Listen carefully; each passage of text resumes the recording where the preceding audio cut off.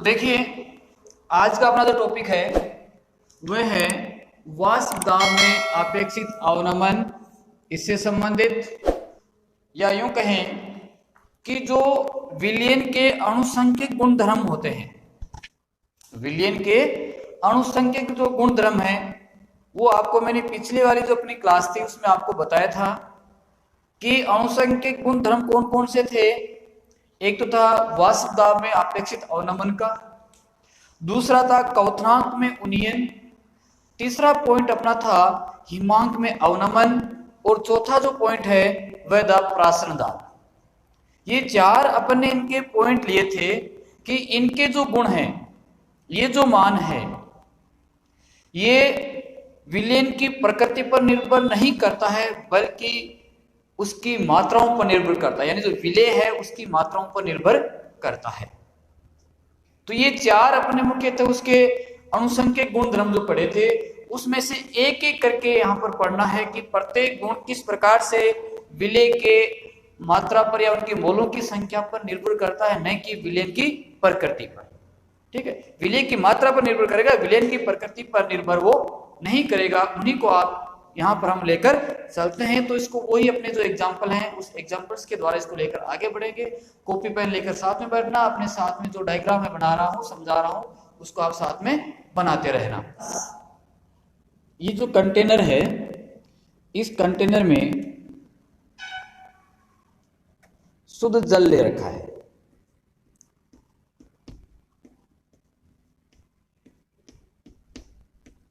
क्या भर रखा है इसमें? जल भर रखा है। ठीक है, ये जो कंटेनर है उसमें उपस्थित जो जल है उस जल के द्वारा क्या लगाया जाएगा? वाष्प दाब लगाया जाएगा। यानी ये क्या है आपका H2O। H2 क्या करें इसको ऊपर से, यहां से क्या कर दें, बंद कर देते हैं, बंद कर दिया। इसकी वाष्प बनेगी। ये क्या है? वाष्प है। यानी पिछले जो अपने एग्जाम्पल लिए थे उसी के आधार पर इसको आगे बढ़ेंगे। विलायक जल शुद्ध जल है, इसके द्वारा वाष्प बन रही है। इस वाष्प के द्वारा इस सतह के ऊपर जो वापस दाब लगता है उस दाब को अपन ने क्या कहा था? वाष्प दाब कहा था। ठीक है, इसमें क्या आपका शुद्ध जल है। शुद्ध जल के द्वारा लगने वाला जो ये दाब है वह दाब आपका यहां पर है, जैसे मान लेते हैं कि P1 नोट है। इसके द्वारा लगने वाला दाब क्या है? P1 नोट है। ठीक है, अब क्या करते हैं कि इस शुद्ध जल में या यूं कहें कि शुद्ध विलायक में, ये आपका क्या है? शुद्ध जल, शुद्ध जल है या यूं कहें विलायक है। ठीक है, यहां पर इसके द्वारा लगने वाला जो दाब है वह कितना है? P1 नोट है। तो P1 नोट यहां पर किसको प्रदर्शित कर रहा है कि विलायक के द्वारा लगने वाला जो दाब है उस दाब को यहां पर कौन बता रहा है? P1 नोट बता रहा है। तो क्या लिख दे P1 के लिए कि शुद्ध विलायक द्वारा लगने वाला वाष्प दाब, इसको क्या कहें? शुद्ध विलायक का वाष्प दाब। देखो चीज वहीं पर आएंगे घूम फिर के, तो इसको अच्छी तरीके से आपको समझना है। दोबारा देख लो एक बार। ये आपका क्या है? एक शुद्ध जल है, शुद्ध विलायक है, पात्र को बंद कर रखा है। तो इसके द्वारा जो प्रेशर बनेगा, वाष्प दाब बनेगी, वो इस सतह पर क्या लगा रही है? वाष्प दाब लगा रही है। जो वाष्प दाब की परिभाषा पहले अपन पढ़ चुके हैं। लगने वाला जो दाब है वो क्या है? P1 नोट है। लगने वाला दाब P1 नोट है। अब अपन क्या करें, यदि इसमें कोई दूसरा अवाष्पशील ठोस इसमें मिला दें, क्या करें इसमें? यदि अवाष्पशील ठोस इसमें मिला दें तो उसमें आपको क्या बताया था कि इसके वाष्प दाब में क्या आती है? वाष्प दाब में क्या आती है इसकी, बता सकते हो? कमी आती है। क्या आती है? कमी आती है।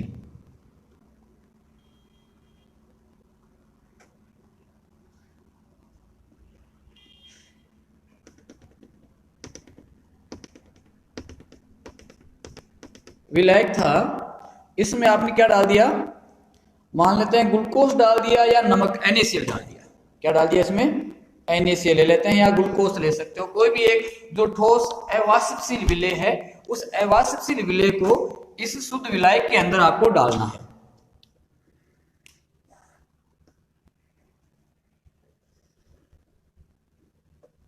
इसको आपने बंद कर रखा है, ठीक है। तो इसके द्वारा भी क्या लगेगा, वाष्प बनेगी। उस वाष्प का इसकी सतह पर क्या लगता है, दाब लगेगा। ये क्या है, विलयन। अब विलयन हो गया नहीं, ये अब विलयन की सतह के द्वारा जो दाब लग रहा है, यहां पर जो दाब लग रहा है वो दाब मान लेते हैं क्या है, P1 दाब है। यहां पर जो दाब लगेगा उसको क्या ले लेते हैं, P1 ले लेते हैं। P1 नोट तो क्या शुद्ध के लिए है, और इसके लिए लगने वाला आप जो वाष्प दाब है उसको क्या ले लें, P1 नोट। अब आप ये बता सकते हो कि वाष्प दाब का जो मान है ये इसमें ज्यादा है या इसमें ज्यादा है, कि विलायक का वाष्प दाब ज्यादा है या विलयन का वाष्प दाब ज्यादा है, बता सकते हो, कमेंट्स करके बताओ। देखें कि विलायक का वाष्प दाब ज्यादा है या अब विलयन का वाष्प दाब ज्यादा है, जब आपने इसमें क्या मिला दिया, NaCl मिला दिया। NaCl यहां पर किसका कार्य करेगा, विलेय का कार्य कर रहा है, जो किस अवस्था में है आपका, ठोस अवस्था में है। और कैसा है, ये अवाष्पशील है। किस प्रकार का है ये, अवाष्पशील ठोस को विलयन के अंदर मिलाया तो उसके वाष्प दाब पर क्या परिवर्तन आता है, वो पहले अपन बहुत बार पढ़ चुके हैं, इसको बताओ। देखें वाष्प दाब है, इस विलयन का वाष्प दाब इससे क्या हो जाएगा, कम हो जाएगा। कि अब क्या स्थिति बनेगी, स्थिति क्या बन जाएगी कि P1 से ज्यादा है दाब किसका, P1 नोट का। ये कंडीशन बनेगी कि P1 नोट, ये जो आपका क्या है, विलायक है, उस विलायक का वाष्प दाब विलयन के वाष्प दाब से क्या हो जाता है, अधिक है।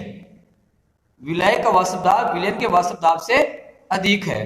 तो ये स्थिति क्यों बनी, इसका कारण क्या है, ये जो वाष्प दाब कम हो रहा है वह कम क्यों हुआ, इसका कारण क्या। तो इसका कारण आपको बताया हुआ है कि जब भी कोई विलेय पदार्थ, ठोस विलेय पदार्थ जो किस प्रकृति का हो, अवाष्पशील हो, वो जब इसके अंदर मिलाएंगे तो मिलाने पर क्या होगा कि इसकी ये जो सतह है, इसकी जो सतह है, इस सतह पर क्या आ जाएगा, NaCl आ जाएगा। क्या आ जाएगा, NaCl आ जाएगा।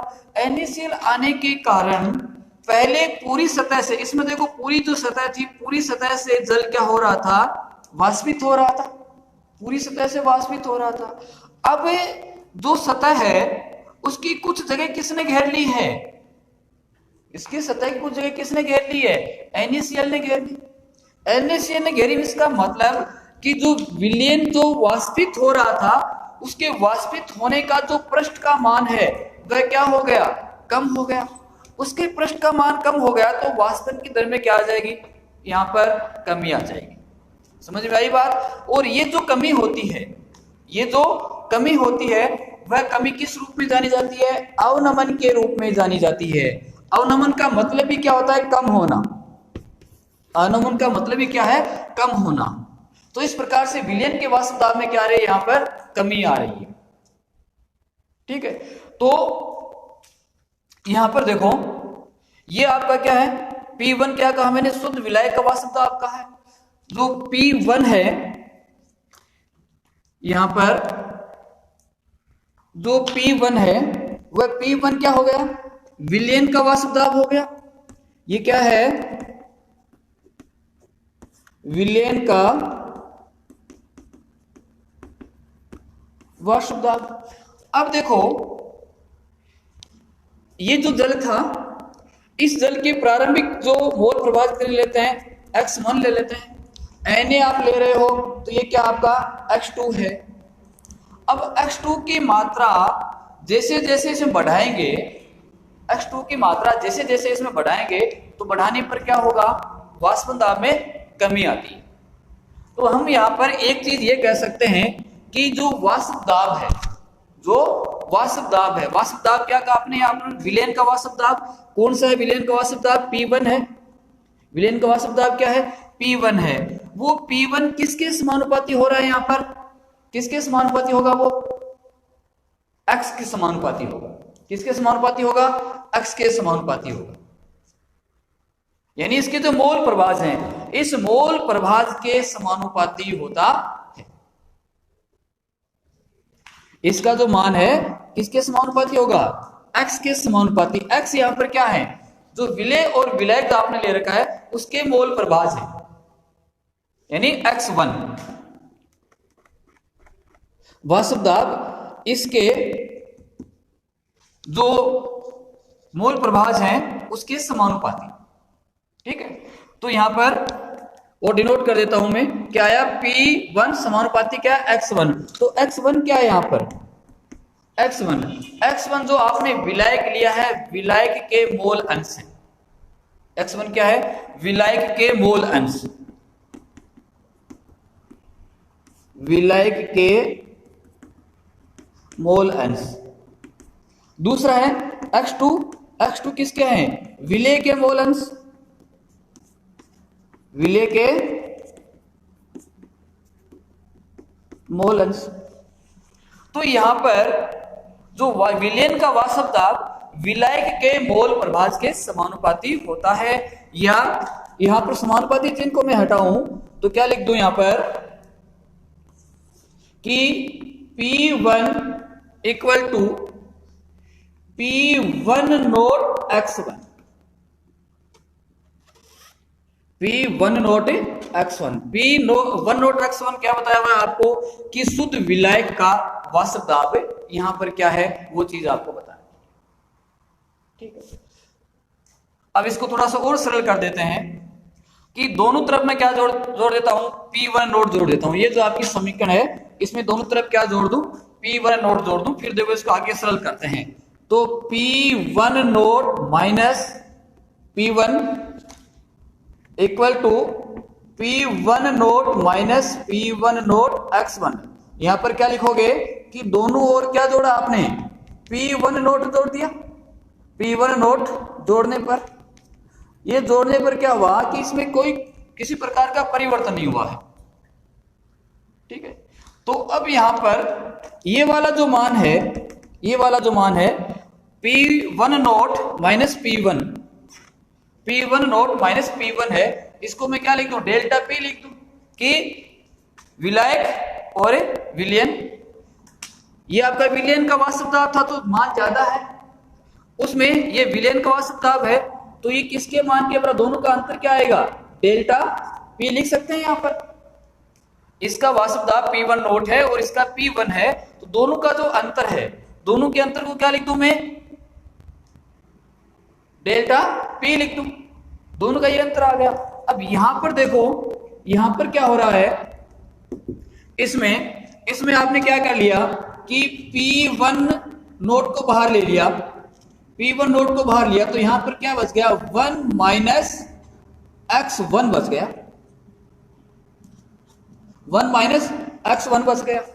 ठीक है, अब देखो एक चीज और आपको मैंने बताई थी कि जो आपका विलयन है, विलयन का जो कुल मोल प्रभाज, विलयन का जो कुल मोल प्रभाज है वो कितना होता है कि X1 प्लस X2 बराबर कितना होता है, वो 1 होता है। ये चीज मैंने आपको बताई थी। विलयन का कुल जो मोल प्रभाज है वो किसके बराबर होगा, विलय के मोल प्रभाज प्लस विलाय के मोल प्रभाज, यानी X1 प्लस X2 बराबर कितना है, 1 है। तो इसमें आपका यदि X2 आप लेओगे तो क्या आ जाता है, X2 क्या आ जाता है, या X1 लेओगे तो क्या आ जाता है, X2 आपने लिया तो क्या आ गया, 1 माइनस का X2 आ गया। क्या आया, देखो इसमें X2 बराबर 1 माइनस का X2 आ गया। तो यहां पर मैं क्या लिख सकता हूं, यहां पर कि डेल्टा P बराबर P1 नोट X2 लिख सकता हूं। P1 माइनस X1 का मान किसके बराबर हो गया, X2 के मान के बराबर हो गया। क्लियर है स्थिति। अब देखो यदि आपको x2 मोल प्रवाह जिसमें आपको लेके चलने हैं, x2 मोल प्रवाह आपको लेके चलने हैं, तो क्या आ जाएगा ये delta P upon P1 note बराबर कितना आ गया x2 आ गया। Delta P upon P1 note बराबर x2 का मान आ गया। यहां पर जो डेल्टा P आपको बता रहा है, डेल्टा P जो बता रहा है वो किसको बताएगा, वाष्प दाब में अवनमन को बताएगा। एक चीज तो ये, दूसरी ये वाली जो चीज आपको बता रखी है ये किसके बराबर आ रही है, देखो ये किसके बराबर आ रही है कि जो वाष्प दाब, यानी यहां पर मैं लिख रहा हूं, यहां पर जो डेल्टा P है, डेल्टा P वो है वाष्प दाब में अवनमन। वाष्प दाब में अवनमन, अवनमन का मतलब क्या होता है, कमी होती है वाष्प दाब में अवनमन। अब ये जो वाष्प दाब में अवनमन है, ये कमी है, वह किसके समानुपाती आ रही है, यहां पर x2 के समानुपाती आ रही है। x2 यहां पर क्या है आपका, x2 क्या है, x2 क्या है, विलेय के मोल अंश, विलेय के मोल अंश है। x2 क्या है, विलेय के मोल अंश है, x2 विलेय के मोल अंश है। तो ये जो वाष्प दाब में अवनमन हो रहा है, कमी हो रही है, ये किसके समानुपाती होती है, मतलब किसके समानुपाती होगी, विलेय के वाष्प दाब के समानुपाती, या इसके मोल अंश के समानुपाती होगी। तो अर्थात क्या कह सकते हैं यहां पर, अर्थात कि जो आपने वाष्प दाब है वो विलेय के मोल अंश के समानुपाती होगा। अर्थात क्या कहेंगे, वाष्प दाब विलेय के मोल अंश के समानुपाती होगा, समानुपाती होता है। यहां पर मैंने पहले क्या लिया, शुद्ध जल लिया, जो किस रूप में आपका, विलाय के रूप में है। किस रूप में है, विलाय के रूप में। ठीक है, यहां पर इसके जो मोल प्रभाज कितने, x1 है। इसके द्वारा जो लगने वाला जो दाब है, वाष्प दाब जो लग रहा है वह कितना है, P1 नोट है, यानी शुद्ध विलाय के वाष्प दाब क्या है, P1 नोट है, और x1 इसके विलय के मोल अंश है, विलाय के मोल अंश है। अब जैसे ही इसमें आपने कोई अवाष्पशील पदार्थ मिलाया, ठीक है, अवाष्पशील पदार्थ मिलाया, जैसे क्या ले लिया, NaCl ले लो या ग्लूकोज ले लो, वो इसके अंदर डाला, तो डालने पर जो विलेय पदार्थ था जो किस प्रकृति का है, अवाष्पशील, वो कहां पर आ गया, इसकी सतह पर आ गया, इसकी सतह पर आ गया। इसकी सतह पर आने पर विलेय के वाष्प दाब में क्या आ गई, विलेय के वाष्प दाब में क्या आ गई, कमी आ गई, कि पहले ज्यादा पृष्ठ मिल रहा था और अब वो पृष्ठ कम मिल रहा है। ठीक है, तो उस स्थिति में इसका जो वाष्प दाब है P1 नोट है, इसका है इसका P1 है और इसका P1 नोट, तो P1 नोट का मान ज्यादा है किसमें, P1 से। क्लियर। अब देखो कि यहां पर ये जो वाष्प दाब लग रहा है, P1 का जो मान है वो किसके समानुपाती में ले रहा हूं, x1 के। ठीक है, x1 के समानुपाती लिया, समानुपाती चिन्ह को उठाया तो यहां पर क्या लिखा, P1 नोट लिखा है। ठीक है, P1 नोट लिखा। अब मैं दोनों तरफ क्या कर रहा हूं, P1 नोट को जोड़ रहा हूं दोनों तरफ, इधर भी P1 नोट, इधर भी P1 नोट। ठीक है, तो अब देखो इन दोनों का जो अंतर है वो क्या रहा है, डेल्टा P आएगा, इन दोनों के वाष्प दाब का अंतर, यानी इसका वाष्प दाब क्या होगा, अधिक होगा, इसका वाष्प दाब क्या होगा, कम होगा। कम का कारण क्या है, ये आपको ऊपर बता दिया। तो दोनों का जो अंतर आ रहा है, दोनों का अंतर आ रहा है, डेल्टा P है। यहां पर P1 मैंने कॉमन बाहर लिया तो 1 माइनस का x1 आ गया। अब आपको पता है कि विलेय के जो मोल अंश होते हैं, टोटल जो मोल अंश होते हैं, वो x1 प्लस x2 बराबर कितना होता है, 1 होता है। x2 लेंगे तो कितना आ गया, 1 माइनस का x2 आ गया, x1 आ गया ये। ठीक है, x1, तो यहां पर मैंने क्या लिख दिया, इसकी जगह 1 माइनस x1 है, यहां पर क्या आ गया, x2 आ गया। x2 ये चीज आपको यहां पर क्या बता रही है, ये चीज कि डेल्टा P वाष्प दाब में अवनमन, वाष्प दाब में कमी किसके समानुपाती, विलेय के मोल अंश के समानुपाती होती है। विलेय के मोल अंश, यानी इसकी मात्रा आप जितनी ज्यादा डालोगे, इसकी मात्रा जितनी ज्यादा डालोगे तो दाब की दर उतनी क्या होती जाएगी, कम होती जाएगी। क्लियर? क्योंकि सतह पर क्या आ जाते हैं, अवाष्पशील ठोस आ जाते हैं, कणों को वाष्पित होने के लिए जगह क्या मिलेगी, अब कम मिलेगी। या डेल्टा पी बटा डेल्टा 1 नोट बराबर क्या होता है आपका x2 के मान के बराबर होगा। तो इसी चीज को मैंने यहां पर नोट किया, वो देखो वो जो बात थी उसको यहां पर मैंने लिखा है, उसको देखिए कि किसी विलायक का विलयन में वाष्प दाब ठोस अवाष्पशील विलय मिलाने पर कम होता है। ये वाली चीज इतनी हो गई। इसे वाष्प दाब का अवनमन कहते हैं। अवनमन का मतलब क्या होता है, कमी होना। अवनमन का मतलब है कमी होना। तो वाष्प दाब में यहां क्या आ गई है, कमी आ गई है। आगे देखो इसका कारण क्या है, अवनमन का कारण क्या, वाष्प दाब में जो कमी आ रही है वो कमी किस कारण से आ रही है, विलयन की सतह पर विलेय तथा विलायक दोनों के गुण उपस्थित रहते हैं। इसकी सतह पर, ये वाली सतह पर विलायक भी है और विलेय भी है। अतः सतह पर विलायक के अणु द्वारा घेरा हुआ स्थान कम हो जाता है। पहले पूरी सतह पर क्या थे, विलायक थे। बेटा चीज समझ में आ रही है, पूरी सतह पर विलायक थे, अब विलेय मिला दिया तो विलायक का स्थान क्या हो गया, अभी कम हो जाता है। ठीक है, इसके कारण सतह को छोड़कर जाने वाले विलायक अणु की संख्या घट जाती है। सतह को छोड़कर वाष्पन कब होगा, यहां से कण ऊपर उठेंगे तभी तो सतह से उठेंगे, तभी तो वाष्पन होगा। अब जो पहले पूरी सतह से वाष्पित हो रहे थे, अब उसके स्थान पर कुछ जगह क्या आ गई, अवाष्पशील आ गया, ठोस आ गया, तो उसका सतह क्या हो गई, कम हो जाती है, अणु की संख्या घट जाती है। अतः विलयन का वाष्प दाब भी घट जाता है। घट जाता है। परिणाम स्वरूप दिए गए ताप पर विलयन का वाष्प दाब विलय के वाष्प दाब से क्या हो जाता है, कम हो जाता है। बेटा ये चीज मैंने यहां पर जो आपको समझाई है उस चीज को मैंने यहां पर नोट कर दिया है। ठीक है, तो उतारो इसको। अब इसको अपन क्या कह सकते हैं, अर्थात क्या कह सकते हैं, इसका सारांश क्या निकलता है, इसका सारांश ये निकलता है कि विलायक में वाष्प दाब, विलायक जो है उसके वाष्प दाब में जो कमी आ रही है वह है विलेय के मोल अंश के समानुपाती होती है, न कि उसकी प्रकृति पर निर्भर करती है। ये इसका सार निकलता है। पूरा सार क्या निकलेगा कि विलायक के वाष्प दाब में कमी विलयन में उपस्थित अवाष्पशील ठोसों की या अवाष्पशील विलेय की मात्रा पर निर्भर करती है,